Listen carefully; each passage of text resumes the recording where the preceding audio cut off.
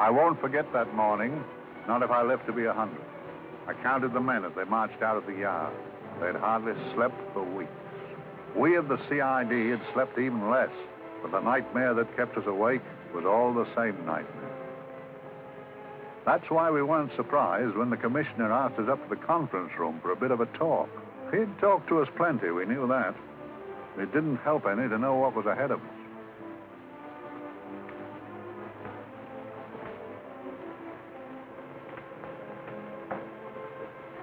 Must we have that window open, Gregson? Oh, shut it if you want to. Chief will be in enough of a temper without having a ruddy blast down the back of his neck.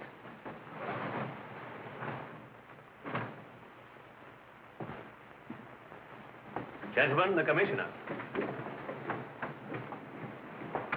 Stuffy in here. Be seated, won't you? Gentlemen, if you wish to know what able men you are, read any of the works of popular fiction that glamorize your achievements, but don't, I beg of you, read the daily papers. They might give you an inferiority complex. I hate to mention it, but we're confronted with a series of the most atrocious murders since Jack the Ripper. And in the meantime, the CID might as well be playing at shove halfpenny for all the good we've accomplished. Now look. Here, here, and here. Each of these red flags scattered through the city stands for a woman brutally murdered, a woman's terror, a woman's death agony. These are no ordinary crimes. These are the works of a fiend who kills first and mutilates afterwards. A ghoul who hacks off a part of his victim's body and carries it away with him, a loathsome souvenir of his butchery. 3 women murdered so far, and you haven't turned in one clue. You haven't given me one lead. Here you sit and wait for news of a 4th victim, with your arms folded.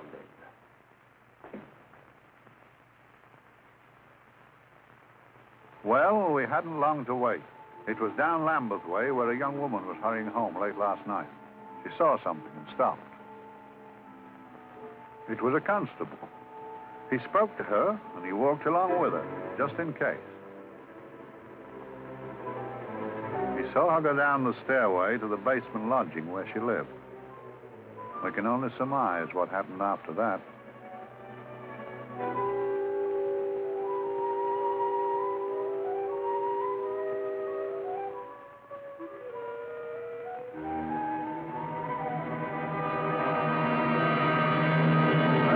My pride in my pocket and went to see the man who so often helped out Inspector Lestrade and myself in the past, Mr. Sherlock Holmes.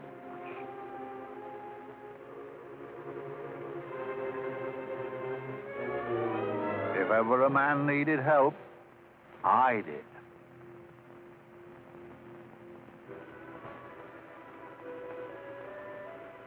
This makes 4, Inspector. 4 defenseless women here in the heart of London. And everyone with the right forefinger hacked off. Not hacked, Inspector Gregson. Cleanly, expertly severed. The work of a skilled surgeon. That's our only clue.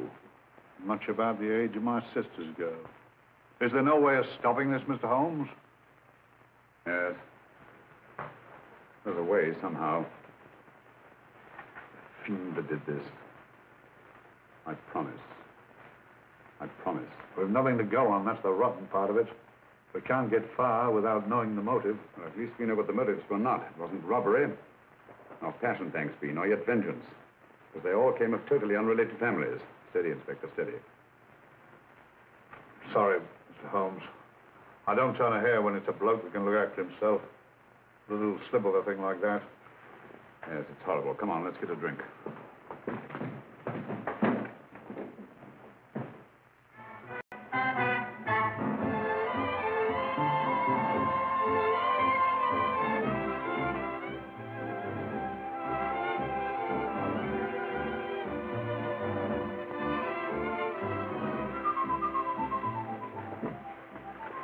Good evening, Mr. Holmes. Good evening, Vincent. Whiskey and soda, please, and a double for my friend here, Inspector Gregson. Thank you, sir. Make mine Irish. Decent of you to give me a hand with this thing, Mr. Holmes. Always a pleasure to be of help to Scotland Yard, Inspector. Little out of my line, looking for a maniac who murders just for the fun of the thing. Or perhaps just to get a human finger. In all 4 cases, the murderer risked capture by stopping to secure a finger. Well, what for? Who knows? He's just a madman.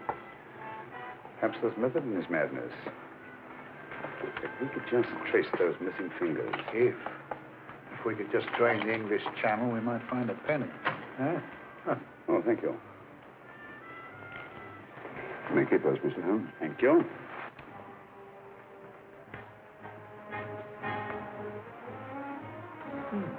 Sir George Fenwick, isn't it? Yes. Is that his daughter with him? Don't be so naive, Inspector. You know everyone, don't you, darling? Well, hardly. A week ago, I didn't know you. A week. How fast it's gone.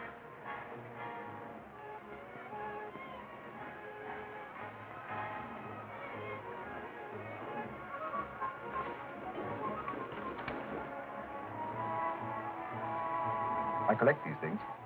How very quaint of you. Shall we go? Yes.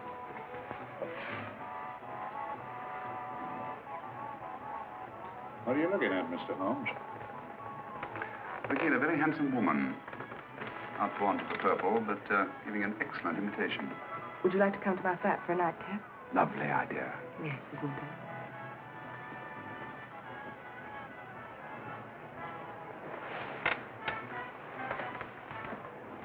Wonder where she's taking Sir George Fenwick. Don't be so naive, Mr. Holmes.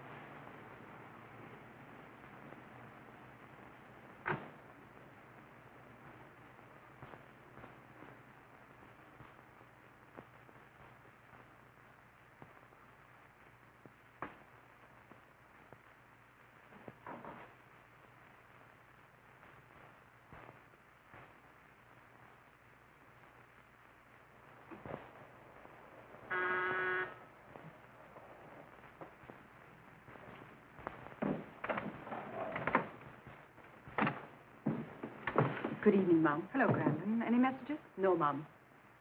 Thank you. Drinks, Grandin. One of your nice surprises. Yes, Mum. I say, you don't mean that...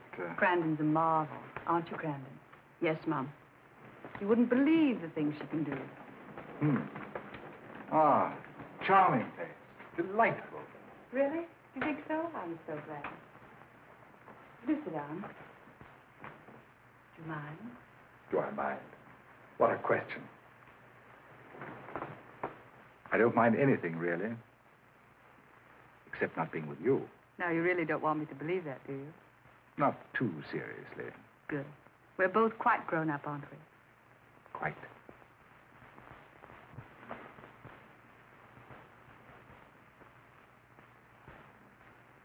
You're a treasure, Grandin.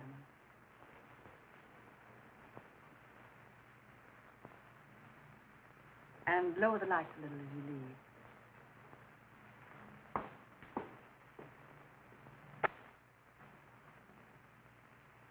I prefer a more flattering light. In any light, you'd be... Would I? And don't you know it? Perhaps I do.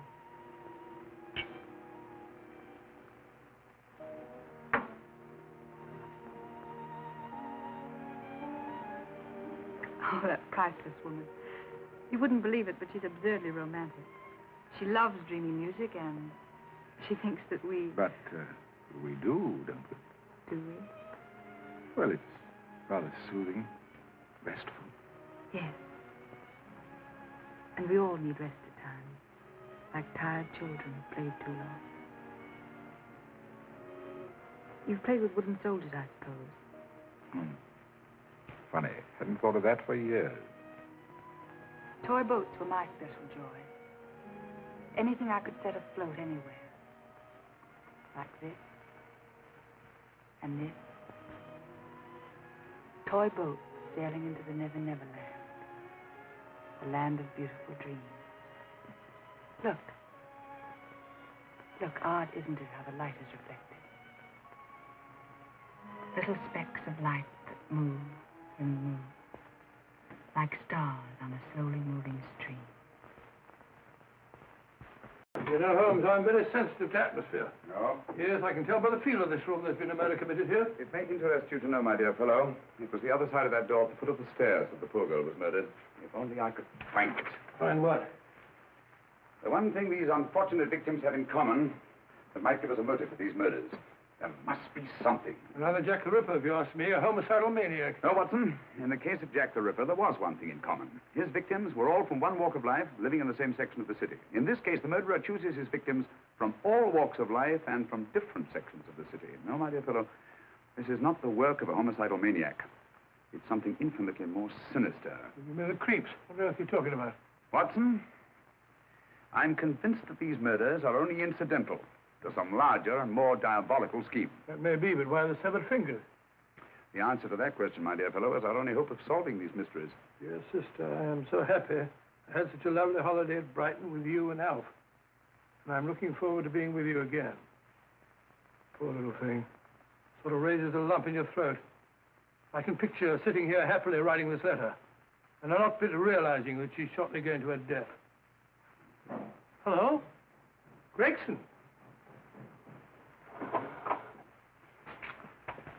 Oh, there you are, Mr. Holmes. I've been looking for you everywhere. What's happened? Murder in Edgware Road, not half an hour ago. Woman? Yes. And the right forefinger cut off clean.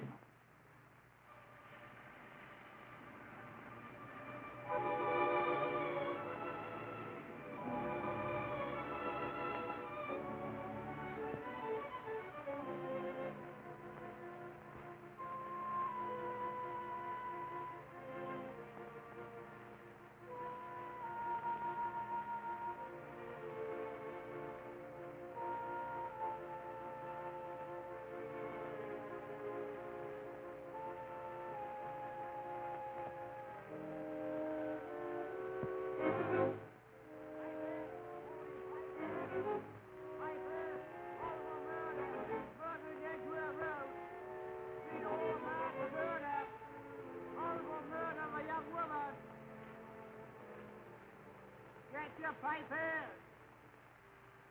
Over murder, Piper! All about the murder! Morning, Piper! All about the murder! Piper! Horrible murder! Another young woman found murdered, Piper, sir! Horrible murder, Piper! Piper! Read all about it! Get your Piper! Murder in Edgware Road! Horrible thing, the murder. Shocking murder. Murder in Edgware Road. Horrible murder of a young woman. Read all about the murder.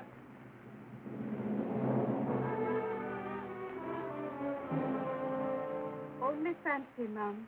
There's been another of those horrible murders. Dear, dear, how shocking. Yes, Mum. I really don't feel quite safe here myself. Oh, dear.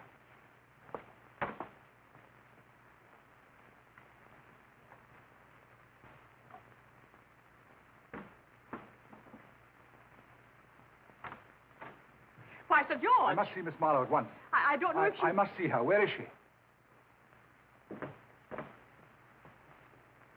Lydia.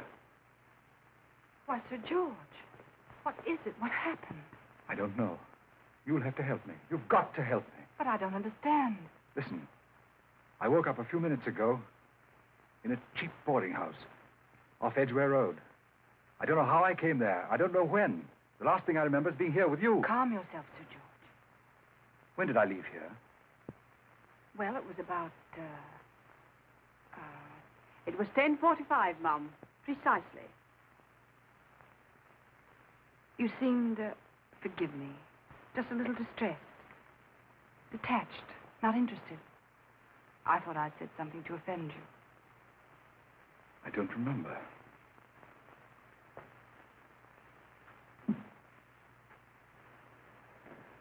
I can't remember. Tell me, has this happened to you before? Before? Well, there is such a thing as amnesia, you know. If it was 10:45 when I left you, it was 9 this morning when I woke. Over 10 hours lost. 10 hours that I can't account for. And in my pocket when I woke, I found... Yeah, in my pocket.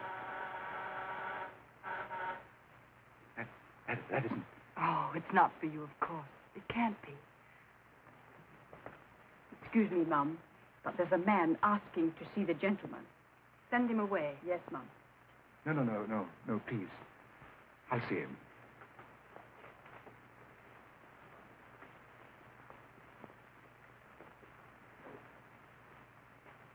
Well? Delightful room. Not much like the place you woke up in this morning. You followed me here? Yes. Are you a detective? Oh, no. Quite the contrary. Don't be afraid, Sir George. You know my name? Oh, yes. A very old and highly honored name. And being the bearer of such a name, and also a very wealthy man, I thought you might care to possess yourself of this trifle. Rather than let it fall into the hands of the police. It is yours, if I'm not mistaken. The initials, GF. Where did you get this? It came out of your pocket. I saw it fall, but you never noticed. You were very busy, bending over something with a knife. Then you put something in your pocket.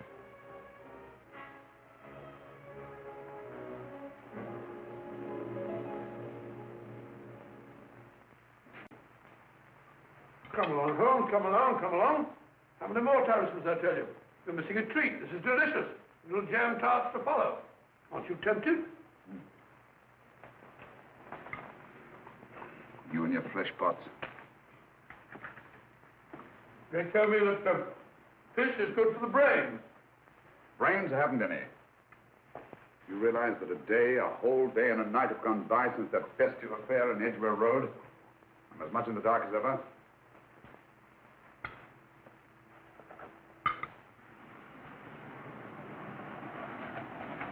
Hello, here comes a client, unless I'm very much mistaken.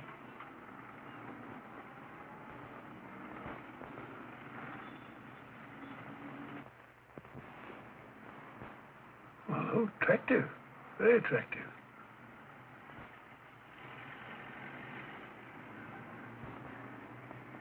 Obviously, she left home under the stress of some very great emotion. How do you know that? She isn't wearing any gloves. A startling omission in a young lady of fashion. Oh, she didn't put her coat on. Open car, too.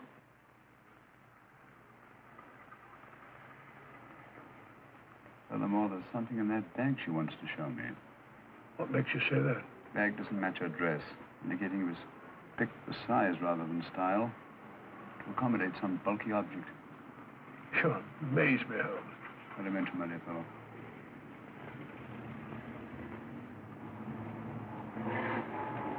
Well, that's interesting. What is? The cab, turning at the empty house. Wonder why he followed her here. Oh, wouldn't you? About washing in his glasses.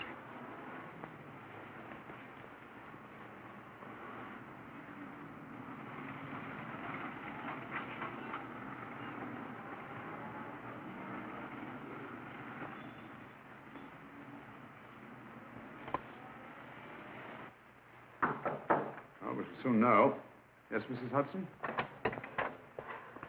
It's a young lady, sir. Most urgent. Ask her to come in. Go right in, miss. Mr. Holmes? Yes, this is my friend, Dr. Watson. How do you do? How do you do? Mr. Holmes, you must excuse me, please. Yes, well, won't you sit down? Come along. May I? It's quite all right.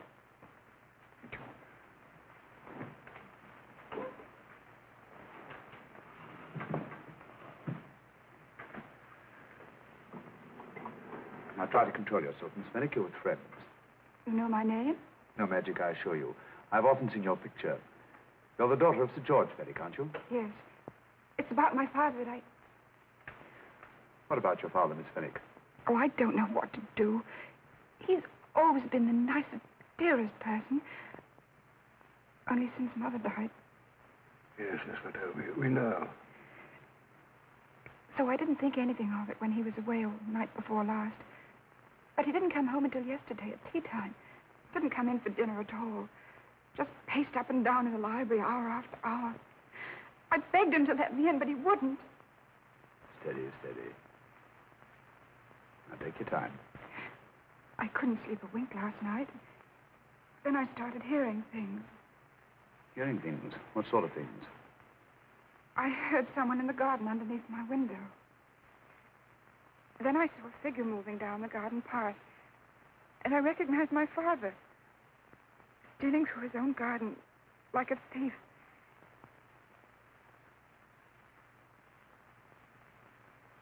He had a spade in his hand.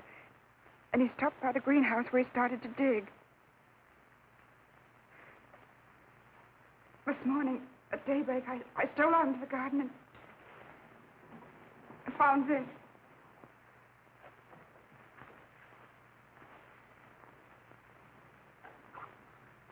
A finger. A human finger. Bring up Scotland Yard, will you, Watson? Ask them to get hold of Inspector Gregson and tell him to meet us at once at George Fenwick's house, Kingston. Operator, get me Scotland Yard quick. Where's my father, Norris? He's still in the library, miss. Thank you. We'll see him right away. Will you come with me, please? Thank you. I got your message, Mr. Holmes. Yes, indeed. Dad, may I come in? Dad. Honey? He doesn't answer. You mind? Please do. Thank you. Watson, quick. Oh, Come along, no, my dear. no, no. Take charge, Miss Fenwick, please. Now, miss, please. Please come along with me.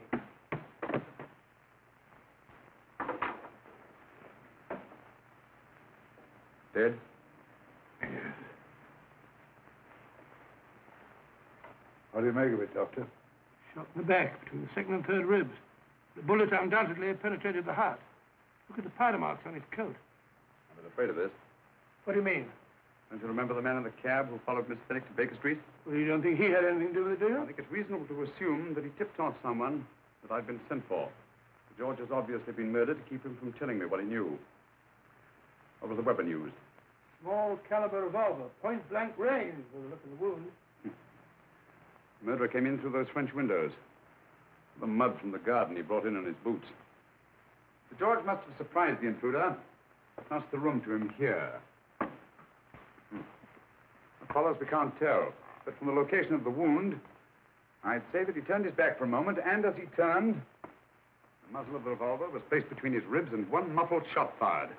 And you mean to say he kept on going, even after he was shot? There's no doubt about it. Look there. The trail of blood leads us back to the desk. Something Sir George was after. Something. I know. He was trying to summon help, poor chap. I don't think so, Watson. There's the bell pull by the fireplace. No, you'll notice from the trail of blood that Sir George made straight for this desk here. I wonder if there was something he was desperately anxious to get. Hello. His right hand's clenched. Perfectly natural. Death agony. The left hand lies open. Why only one hand clenched in the death agony? The right hand, the hand nearest the desk. Please note that. If Sir George took something off this desk, something so important that he spilled his last drop of blood to get it, I want to know what it is.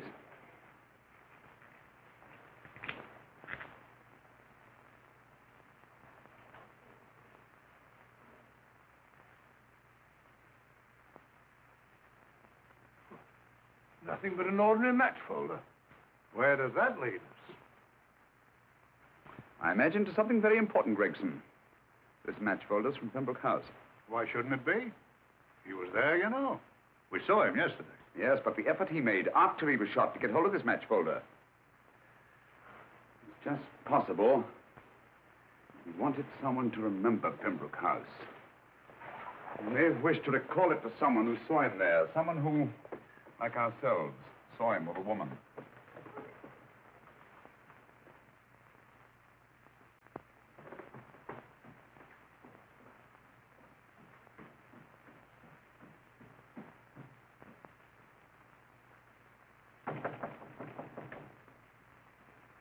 Come in. Oh, Dr. Watson, this came by hand for Mr. Holmes not 10 minutes ago. Thank you, Mrs. Elson. That would be the report from Mr. George's bank. What from Sir George? Oh, really? Don't you remember his daughter told us that he just closed his account? Had it looked into at once.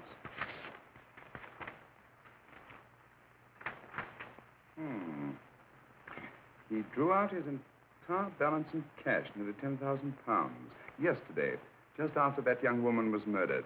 What does that suggest to you, Watson? But he paid it out to someone. Precisely.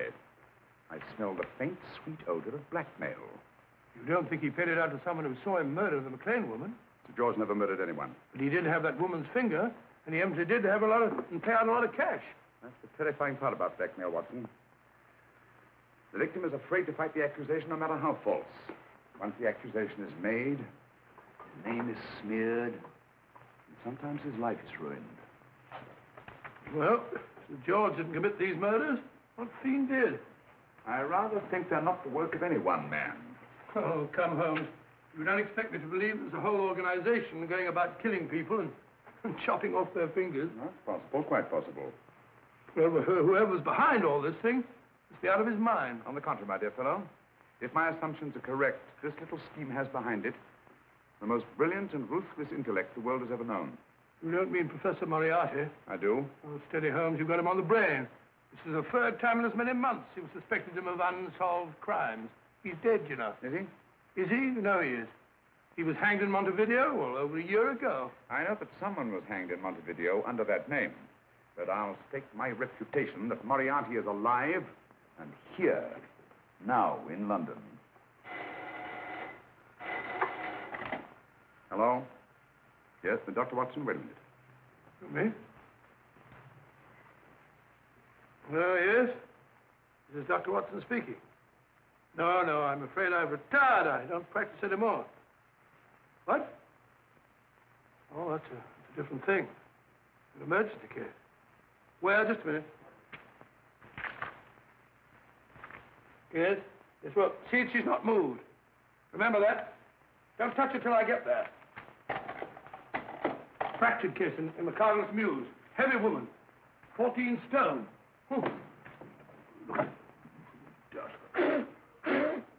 14 stone. Just the sort of person who would hoist herself up on a stool to feed the canary. There ought to be a law against fat people. Keep it little dicky birds. Well, so long, old man. I shan't be very long. I haven't used that bag since I brought little Amelia, what's her name in the world? Grew up to be a very attractive child. Oh, who wouldn't with a name like Amelia? What Amelia? Amelia.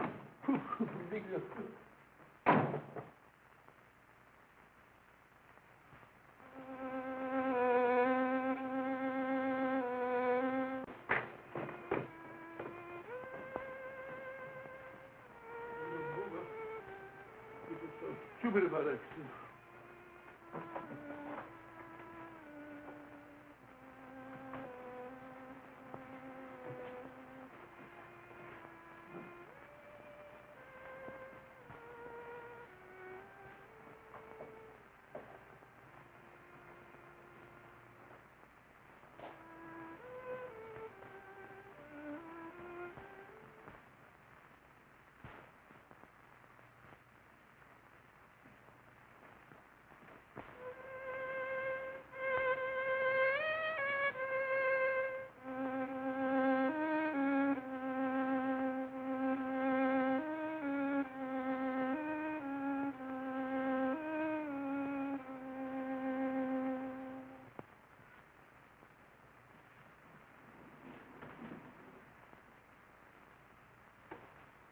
Professor Moriarty.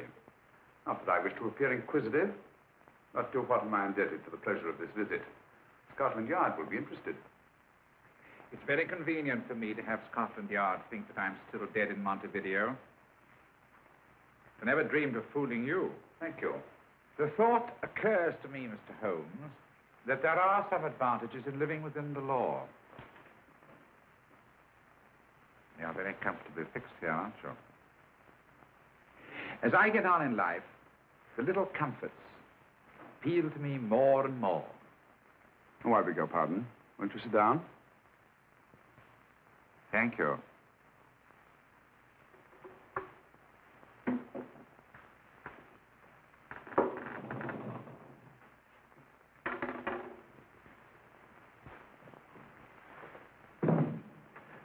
And now, Professor Moriarty, what can I do for you? Everything that I have to say to you has already crossed your mind. And my answer has no doubt crossed yours. Yes, final? What do you think? I shall not rest until you are hanged for the finger murders. You've no proof, you know. No, not a shred. But I have you. I could turn you over to the police here and now. You could. But if you did, you'd never see Dr. Watson again. Oh, the telephone call. Quite. I rather assumed you had taken some such precaution. Or I should have snatched up a revolver and indulged in a fit of heroics when you came in. Very smart, aren't you? Not smart enough. Or I should have anticipated you. But if any harm comes to Dr. Watson, I shall seek you out. I shall not rest until I find you, and when I do... No harm will come to Dr. Watson this time. But I can't answer for the future. Mr. Holmes, I should strongly advise you to drop this case. Don't be silly. Think it over. We've had many encounters in the past. You hope to place me on the gallows. I tell you, I shall never stand upon the gallows. But if you are instrumental in any way in bringing about my destruction, you will not be alive to enjoy your satisfaction. We shall walk together through the gates of eternity, hand in hand. What a charming picture that would make. Yes, wouldn't it? You know, I really think it might be worth it.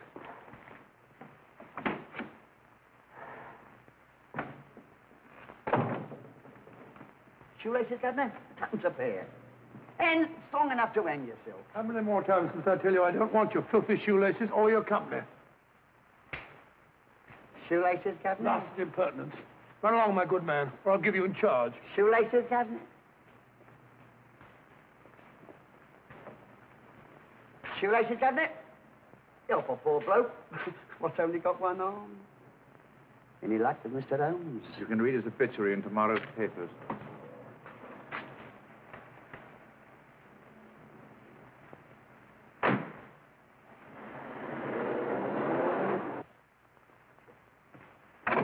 Oh, there you are, Watson. Come in. I was, just going out to look for you. Look for me, what for? Suppose you don't think I know my way about. Well, you're right, I don't. Blast all practical jokers anyhow. Know where I've been? On a wild goose chase. Exactly. There's no such number in McCardle's Muse. Some fool's idea of a joke. Did you see anyone? No, nobody especially. Only a whining old idiot selling bootlaces. Assistant beggar, wasn't he? Stuck to you like grim death. Huh? How do you know? Finally left you for someone who looked like better pickings. Someone, my dear Watson, was Professor Moriarty himself. What? Just called on me. Moriarty here and you let him go? But you must be out of your mind. Why? Well, he bluffed me into believing that he was holding a friend of mine as hostage. Friend of yours who? Oh, nobody very important, just a fat, lazy fellow. Medical man, I believe. Medical man? Do I know him? Yes, I think you do. Fellow by the name of Watson. Watson, never heard. Who, me? I'm afraid so, old fellow. Your street hawker's job was to do away with you in a certain contingency. And you let Moriarty go? Because of me? I had no choice. I can't afford to lose you, old fellow. Well, it's very decent of the old chap, I must say, but... well, I wish you'd nabbed him. We shall, never fear. I know the motive for the finger murders. All I have to find out now is the method used with the blackmail victims. Method? Yes. How does Moriarty get them to the scene of the crime? How does he plant those severed fingers on them? And how does he scare them into believing that they may have committed those atrocious murders themselves?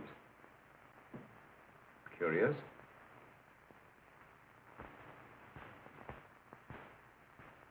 Very curious. Huh?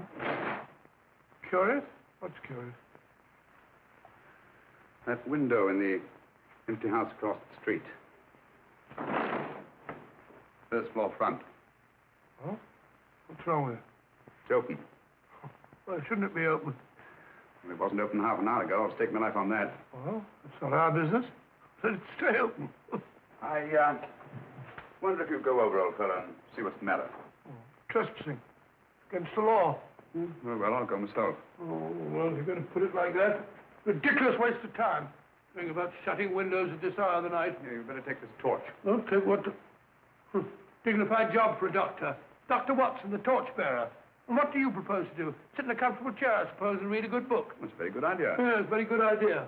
While I play night watchman, you have a nice read. Mm-hmm. Good night. Have a good time. Good time. What do you mean, have a good time?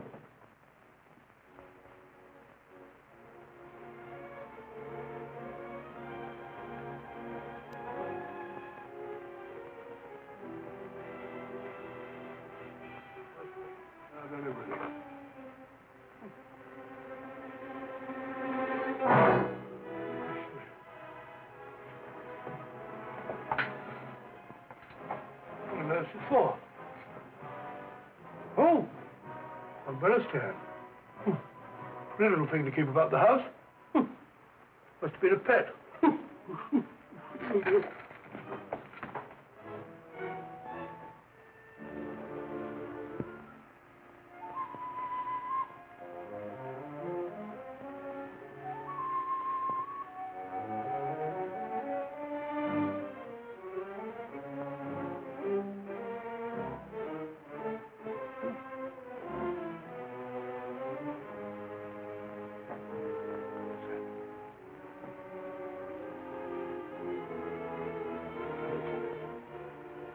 Rat rubber. Oh.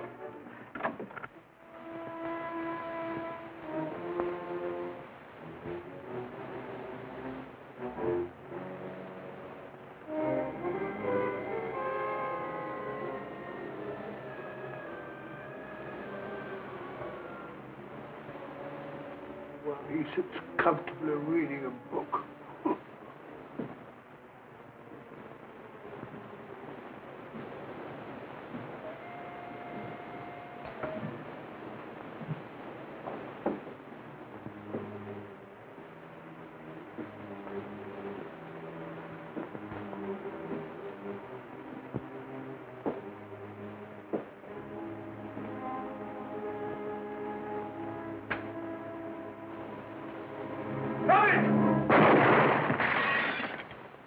He killed Holmes! He killed Sherlock! Watson. You? But I saw him shoot you a second ago. Not me, my dear fellow. Merely the bust of Julius Caesar. Incidentally, you may have noticed that all through the ages, prominent men have prominent noses.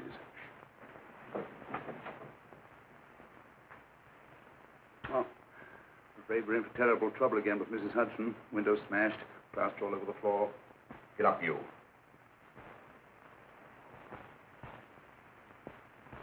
Corporal Williams, Middlesex Regiment.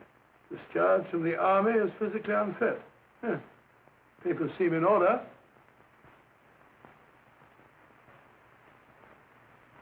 Now, Corporal Williams, you've seen service in the Far East, haven't you? The East? I thought so. Look at his complexion, Watson. Yellow as saffron. He's been taking atabrine. Cure for malaria. Sniper, aren't you? Sniper. Hmm. Why did you try to kill me? I had to kill him. I had to. Oh, snap out of it. Stop it, Watson. He's shamming. No, he isn't. Who told you to kill me? She told me. She told you? She told me I couldn't miss. Well, luckily you did miss, you murderer. He isn't a murderer, Watson. Listen, Corporal Williams. She told you you had to do it, didn't she? I had to do it. I've got it, Watson, I've got it. Got what? The method used in the finger murders. Well, what is it? Hypnotism, my dear fellow, hypnotism. And it wasn't against his nature, that's the devilish part of it. They picked a man for their purpose whose job was sniping. Who are they? Professor Moriarty and his finger murderers. Williams spoke of a woman. I think you'll find that she asked him home tonight for a drink. Nice quiet rooms, soft lights, music. You got it all pat, Mr. Holmes. What's the lady look like? Up 30, nice figure, blonde, lustrous eyes. Oh, really? Got a phone number? Williams will give us her address. Look after him, Gregson. Don't let anyone come near him. He's our key witness in the finger murders. Well, I hope you're guessing right, Mr. Holmes. Get up, Williams. Now, go with Inspector Gregson anywhere he tells you. Come on. Yeah. Ring me as soon as he comes to himself, will you? I will. Good night, gentlemen. Good night. Well, if you believe that fellow Williams was hypnotized, I suppose you think Sir George Fenwick was hypnotized, too.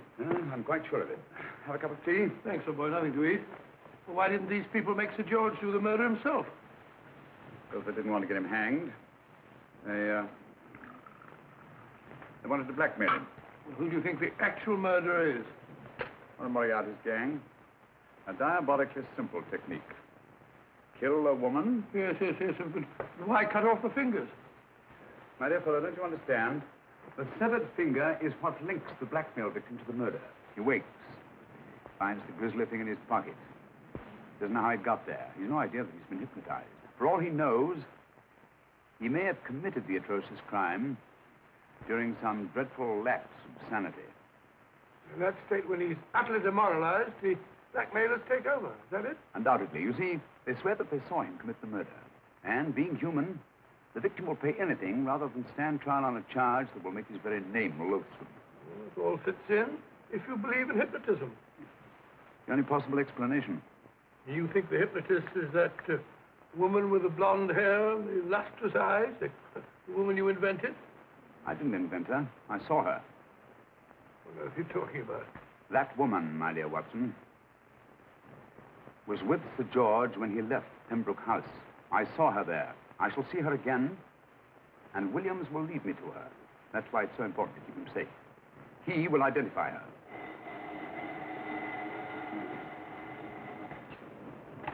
Well? Yes? Inspector Gregson? What? Well, get every constable in the district. Yes, I'll be over at once.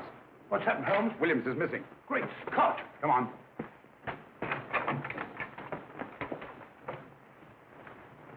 Lorry crashed into Gregson's car. During the confusion, Williams disappeared. Escaped, eh? No, kidnapped. To keep him from talking when he came to. You don't think that Moriarty... Moriarty? Anything is possible.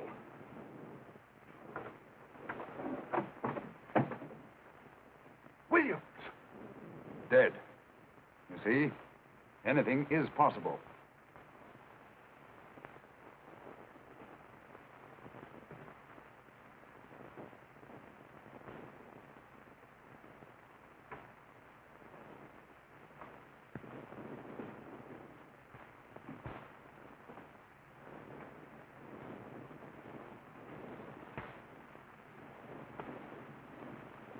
Oh, good morning, Professor Moriarty.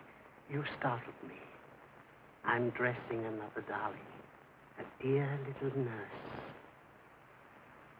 Is there anything wrong with your finger? Just a splinter. Nasty thing, splinters. Most trying.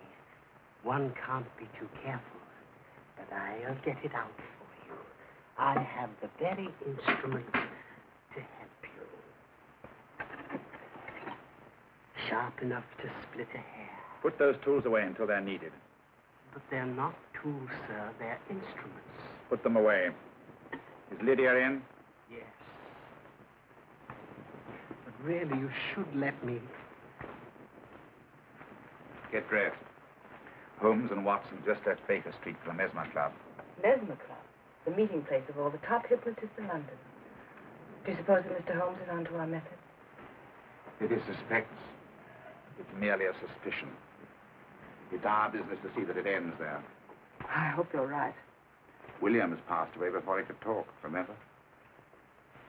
What do you want me to do? Go to the Mesmer Club, meet Holmes, and induce him to come back here. Isn't that a bit dangerous? Every meeting with Sherlock Holmes is potentially dangerous. However, you say he didn't see your face at Pembroke House. And how would you suggest I get Mr. Holmes to accompany me here? Kidnap him? Oh, no. Holmes has one weakness, his insatiable curiosity. If you can arouse that, you can lead him anywhere. It's up to you to take advantage of any opportunity that may arise. This way, please, gentlemen. I'll tell Dr. Onslow that you're here. Thank you. And this is the Mesmer Club.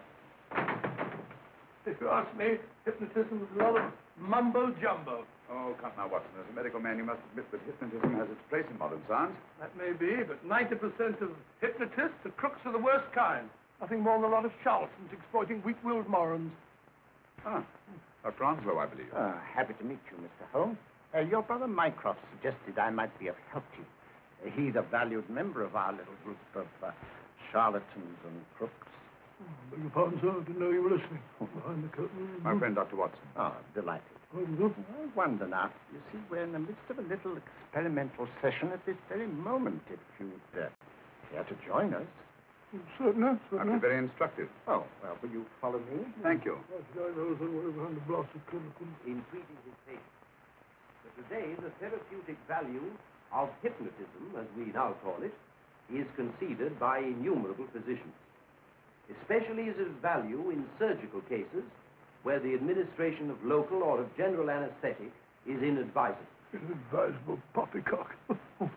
For the sake of latecomers, I may say that I have placed this subject under profound hypnosis. In this condition, he can feel no pain, even under applications which normally would be excruciating. Excruciating? You excuse me, please.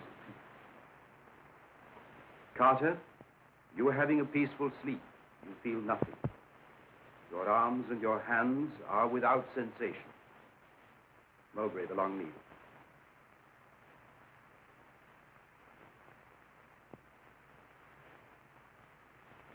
Carter, give me your right hand.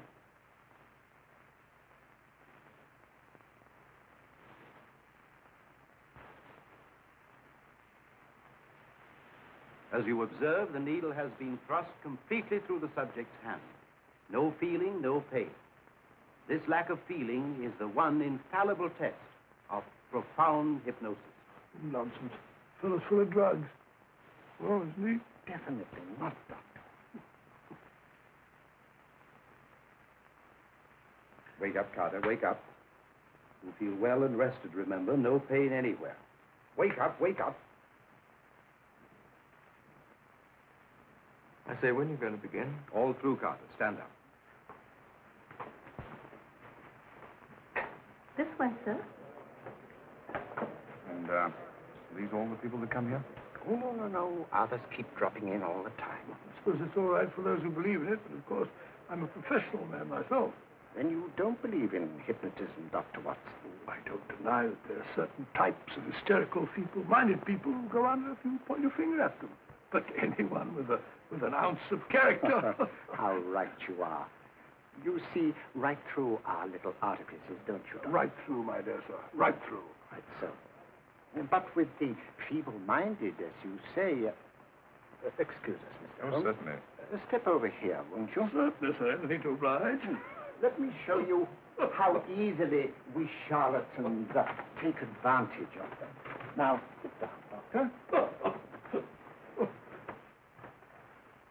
Now, we set a thing like this in motion. It's wonderful, the attraction on the feeble-minded, of course. The continuous motion, if they just let themselves follow it. Of course, you could stare at it till doomsday, Dr. Watson, with no effect at all. still, it might make you a little drowsy, like the white ribbon of road at night when you're driving. The rhythm is smooth, unbroken, and the road goes on and on, round and round, always the same, winding and winding. And you're drowsy, you're tired. Let the road come into you, as it were. The long road, the smooth road, the road to sleep. Sleep.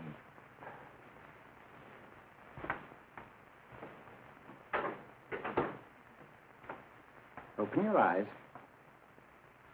Stand up. Turn around. And now, Dr. Watson, you're on a holiday in Scotland. The country is amazingly beautiful. We're coming to a stream. It isn't deep. Better take your shoes and socks off.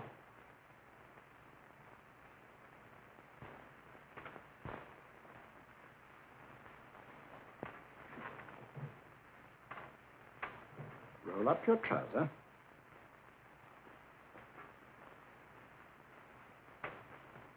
That will do. The other leg is waterproof. Turn around. Mind the pebbles.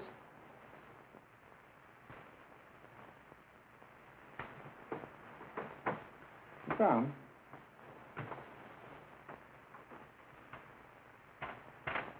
Wake up now.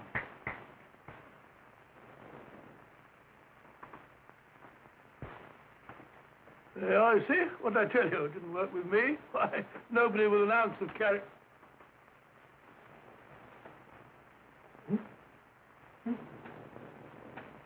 I think you'll need these.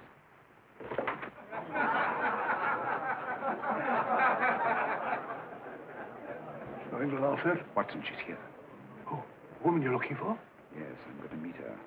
Perhaps I can induce her to take me to Moriarty. Do you think it's wise, Holmes? It may not be wise, but it's essential. After all, I've held my own with Moriarty in the past. But isn't it dangerous? She might be a hypnotist. My will isn't stronger than hers. I deserve to be hypnotized. I feel I must protest, Dr. Onslow.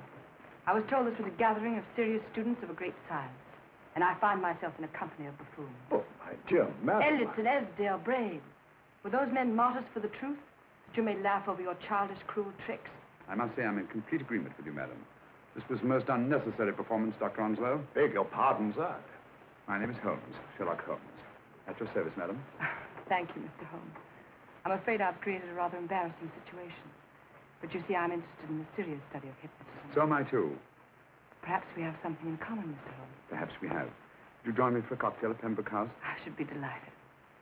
Good.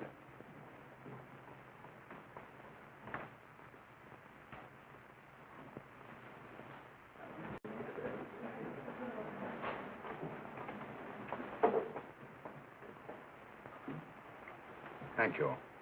I didn't know there was such a pleasant place in London. It was so nice of you to suggest our coming here. I thought a little pick-me-up would do us good. You mean you thought I looked... I like the way you look. Thank you. I suppose I did lose my head a little at the Mesmer Club. But you see, hypnotism is almost a religion with me. I know so well what it can do to help, heal. And I can't bear to see it used for trivial purposes. I know very little about it. That's why I went to the Mesmer Club. You see, I'm rather puzzled just now with the case that I'm working on. How fascinating. Tell me about it. The murder of Sir George Fenwick. Fenwick? Who's he? Quite a well-known figure. Odd now I come to think of it. Last time I saw Sir George was here at Pembroke House. Strange. Yes, isn't it? He was sitting, I believe he was sitting at this very table. Cigarette? Thanks. Do go on. There was a charming lady with him. He was lighting a cigarette.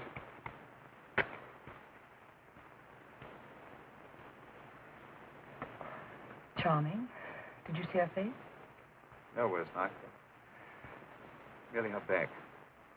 How unenterprising of you. Yes, wasn't it? Afraid I'm getting a little older. I shouldn't say so. That's nice of you. Still, the first time in my life, I've got hold of a case that's beyond me. I'm actually losing sleep over it. You know, Mr. Holmes, I believe I could help you. Really? I should be very grateful. You're amused. Yeah. Really skeptical. How would you go about it? I've used hypnotism more than once in healing. Not for profit. I'm not a professional. But I do think I could help you. If you care to... I can't think of a pleasanter experience.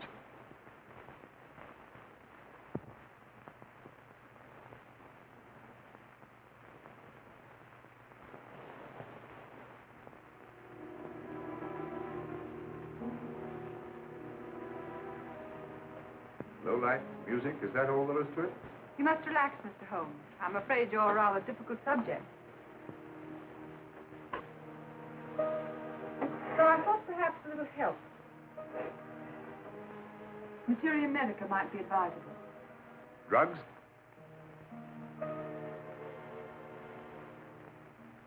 No, I'd rather not, if you don't mind. As a matter of fact, I'd rather not myself.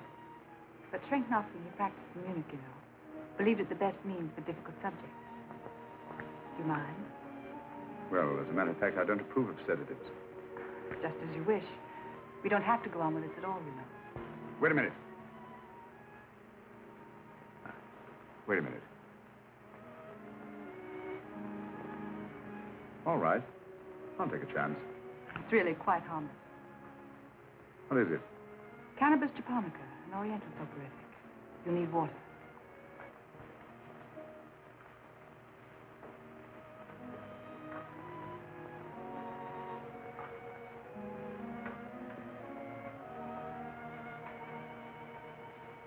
Thank you. Now sit down, Mr.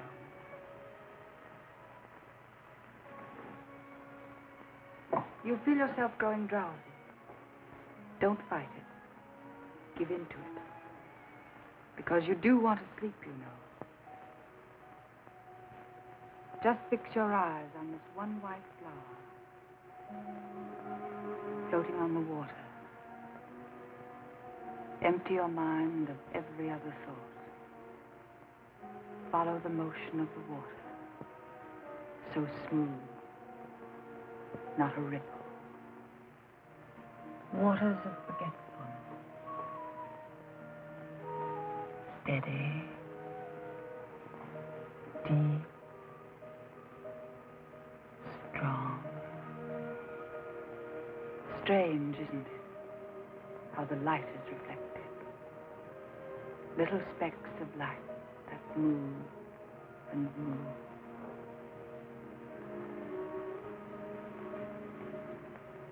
It's restful here.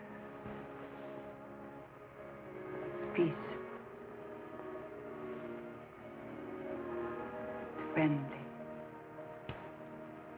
And you're very close to finding what you're looking for.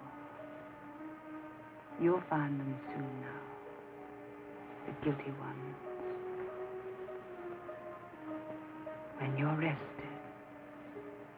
gentle waters closing over you.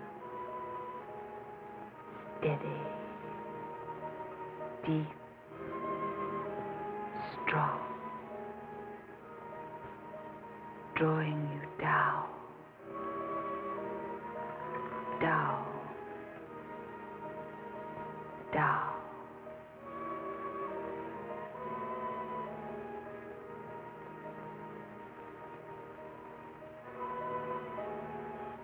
Sleep.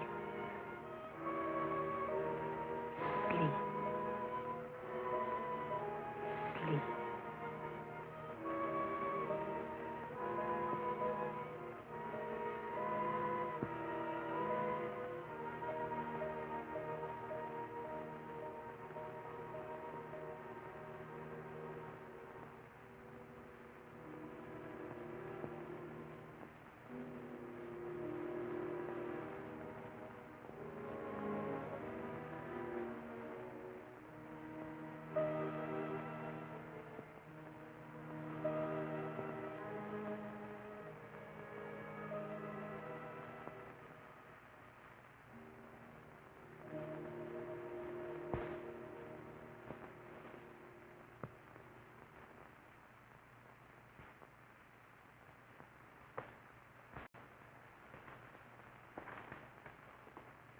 Here he is, Professor Moriarty. Stand up, Mr. Holmes.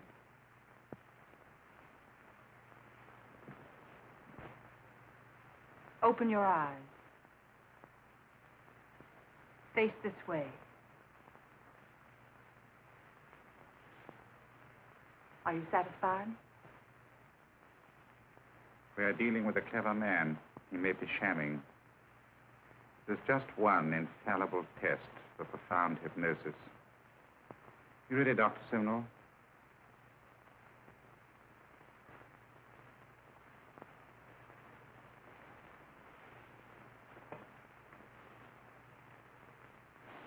That will do, Doctor.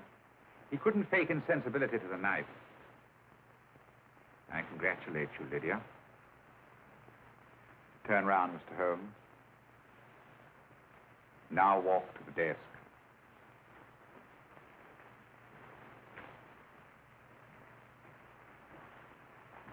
Sit down. Take that pen and write what I tell you to write. I have at last found a case which I cannot solve.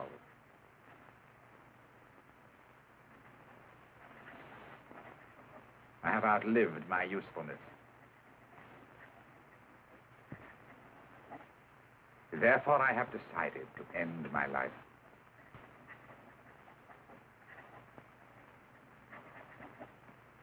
Sign your name. Now blot it.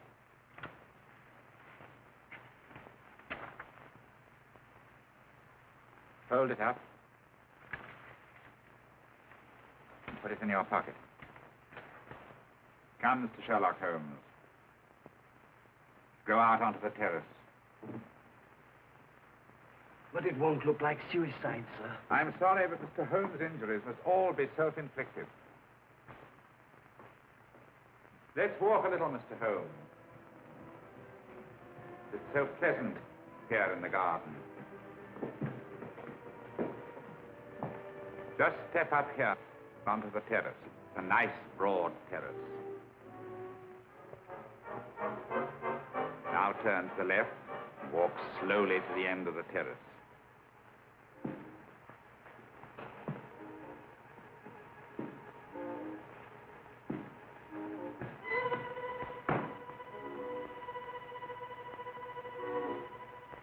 Don't stop. You must walk to the end, you know.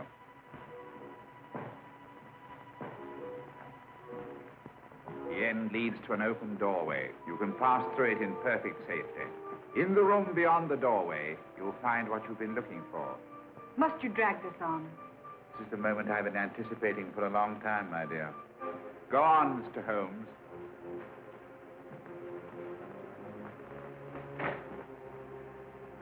Through the open doorway, you will find the man responsible for the finger murders and the death of Sir George Fenning. Professor Moriarty. Holmes! Stand still. What a beautiful view, Watson. I'm quite enjoying it. No, you're not. You're hypnotized. You're under a spell. Stand still. Don't move.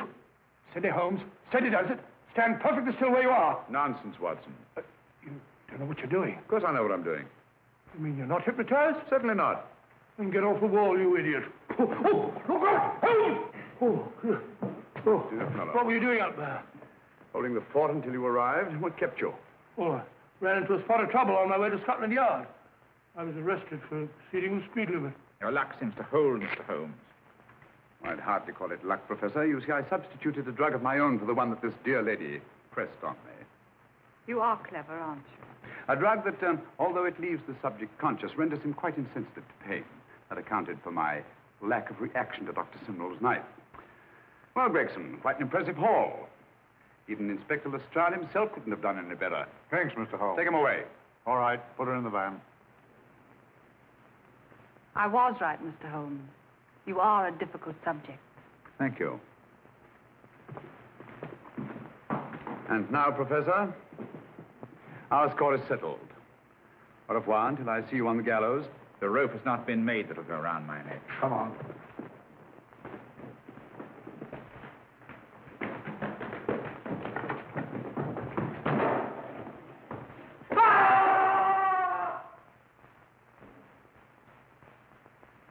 I'll take care of things, Mr. Holmes. Thank you, Inspector.